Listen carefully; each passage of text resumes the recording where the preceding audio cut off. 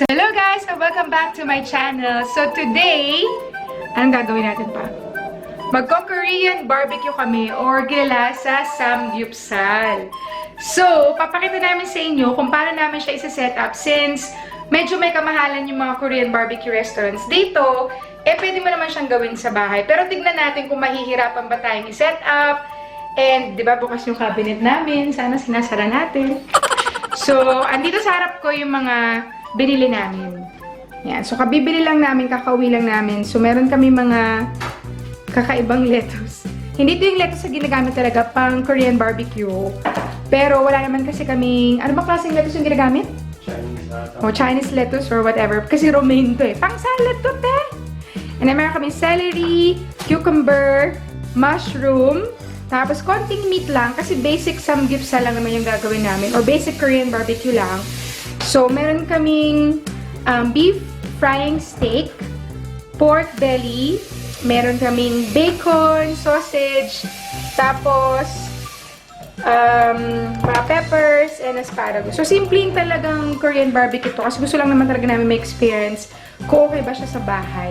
And then, of course, hindi pwedeng mawala yung frying pan kung saan kayo magluluto. So, mas maganda talaga yung merong gantong grill para magkaroon siya ng grilling marks yung mga meat nyo. And syempre, yung inyong hot stove. So, ito, mura lang ito eh. Magkano mabili natin dito? 25. 25 pounds. Yan. Tapos ito, 8 pounds lang yan. Ito sa Argos namin to pareho binili. So, yan, kung bet nyo. And then, syempre, kailangan may mga sauce din tayo. So, ito, chili paste. Tapos, may mga chili sauce. So, yan, mga pwedeng sauce dun sa meat. And then, konting soy sauce na paubos na hindi namin expect. And sesame oil. So, yan.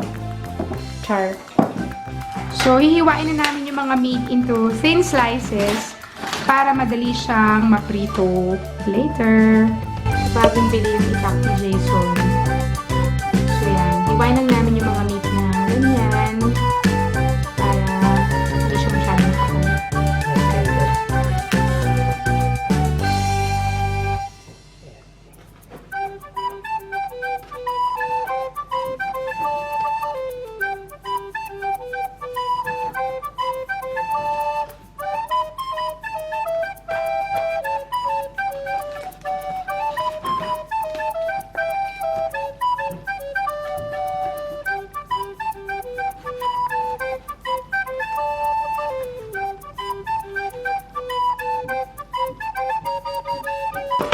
Okay, so if you have something like this, pwede nyo i-arrange yung mga meat nyo dito para mas bumukha siyang nasa Korean barbecue restaurant kayo. So, yung mga hiniwa, lagay nyo lang. Like ito, yung beef.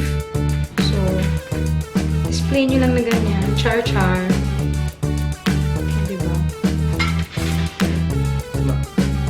Perfect.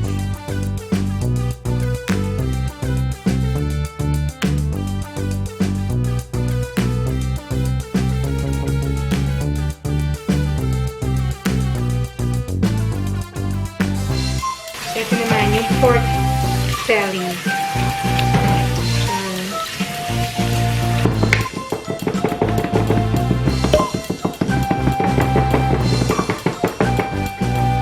Ang hirap, ang hassle.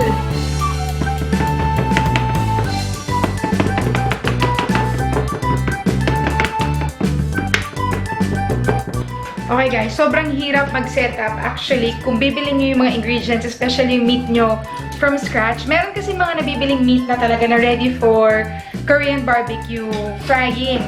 Pero kung katulad namin, na bumili kayo ng meat tapos saka nyo lang hiniwa, tapos tatagdatin nyo para mas madali siya maluto, medyo hassle. So, ayan na yung mga meat namin. Ayan. Pero syempre guys, kung ayaw nyo mag-undergo ng ganitong hassle para lang magkaroon ng Korean barbecue at home, well, I think it's time for you to try SAMGYUPSAL Express Rosario. So kung gusto nyo ng samgyupsal sa bahay nyo at the comfort of your home, sobrang hassle-free, they will set it up for you. Everything you need, nandoon na siya. And all you need to do is actually eat and enjoy doing the Korean style barbecue. So actually, hindi lang yun, isa-set up pa nila na parang ready for Instagram photo. So, di ba, sobrang bongga nun. So, guys, please do try Samgyupsal Express Rosario. So, parang hindi nyo napagdaanan to. But anyway, we will still try setting up our own Korean barbecue at home. Okay, so like I said, guys, natapos na kami dito sa mga meat namin. Ngayon, punta na kami sa mga veggies. So, obviously, pwede nyo namang hiwain yung mga veggies nyo on how you want it. So, kebs na kayo ng bahala. So far, ito lang yung mga veggies and meat namin. Guys, ito na. Natapos na namin lahat ng mga ingredients o yung mga kailangan namin for the Korean barbecue. And I swear, hindi talaga siya madaling i-prepare. Especially if from scratch nyo talaga siya gagawin. Kaya nga guys, kung ayaw nyo ng ma-hassle, please try Samgyupsal Express Rosario. Yan. So, ipe-prepare na nila lahat para sa inyo. All you have to do is to sit and wait and eat later on kasi isa-set up din nila para sa inyo. So, try it guys. And that's it.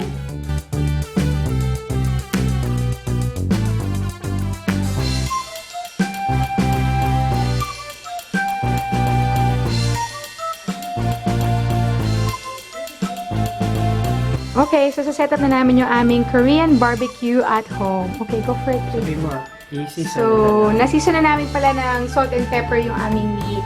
Yung aming beef and pork. Tapos sausage, bacon. Dapat nakamarinate kung mas meron silang time. Ayan. So, marinate nyo daw if may time kayo. Pero since wala kaming time, this is out of craving lang. And then, obviously, the most important bits, yung aming veggie. So, yung lettuce, and yung aming veggie. So, pepper, mushroom, cucumber, and celery. Really up to them kung ano yung gusto nila. Yeah. So, up to you ano daw yung gusto nyong veggies. So, sa amin, yan lang muna. Simple Then, lang. kimchi. Very important. Wala lang kami. Yeah. So, wala kaming kimchi kasi hindi kami makahanap. And obviously, you need to have your tongue and your scissors to cut out your meat or your veggies. Then, yung aming pan, just like I said earlier, and then yung hot plate. So, yan yung aming asparagus pala, na pwedeng balutan ng bacon later. And then, we also have some... So, very important. Pampalasa natin yan. Garlic. Yeah. So, partner siya sa... Of course, kailangan natin yung... Butter. Okay. And then, yung mga pwedeng seasoning. So, chili paste, soy sauce, and sesame oil. Yan. And syempre, hindi mawawala ang picture-picture. So, picture na natin.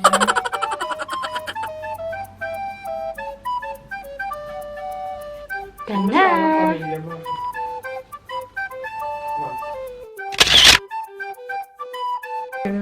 Okay, so kakain na kami ng aming homemade Korean barbecue. So, magluluto na kami, guys.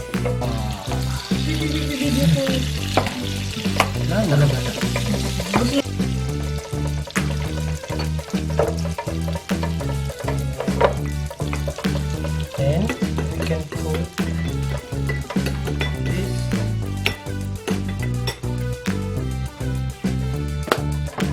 Para ako nagigisa. Sarap!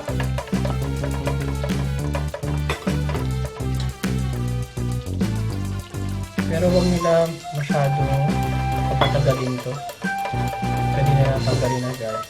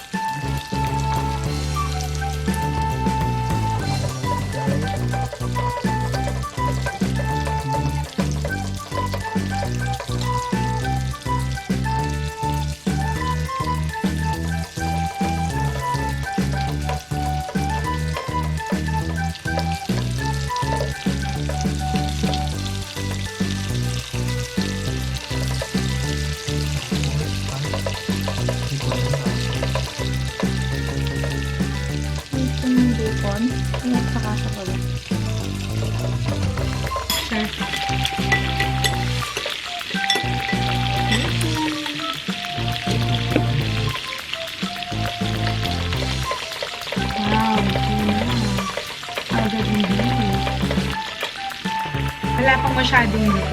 Ito na yan. Ito na yung beef, for sure.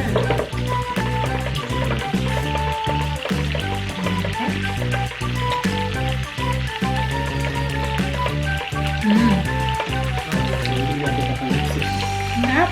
Let me taste my bacon. Bacon, guys.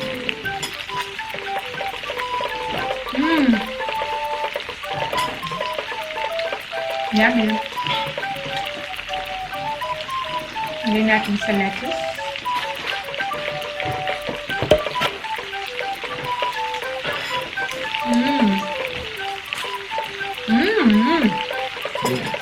Huwag mo nalagay, hatian ko na lang.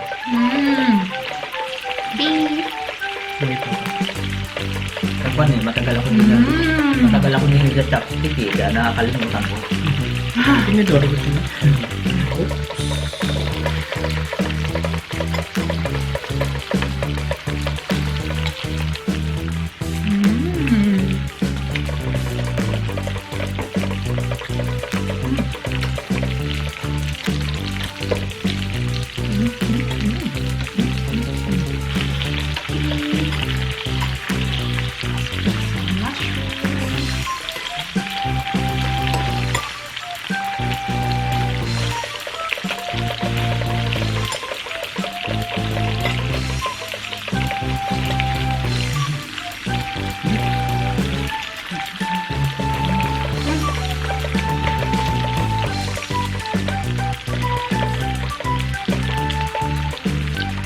Start this with bacon.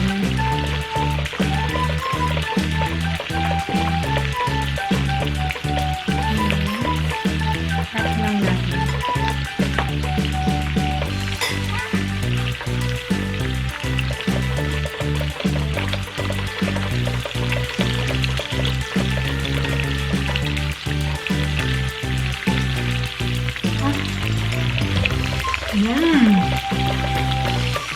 Itlog din siya.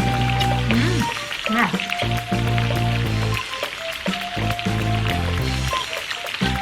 And I think that's it, guys. So, yan. Instant Korean barbecue at home. So, sobrang effort. Pero, yun nga, guys. Kung ayaw nyo ng effort, please, guys, try SAMGYUPSAL Express Rosario. That's it. Enjoy SAMGYUPSAL!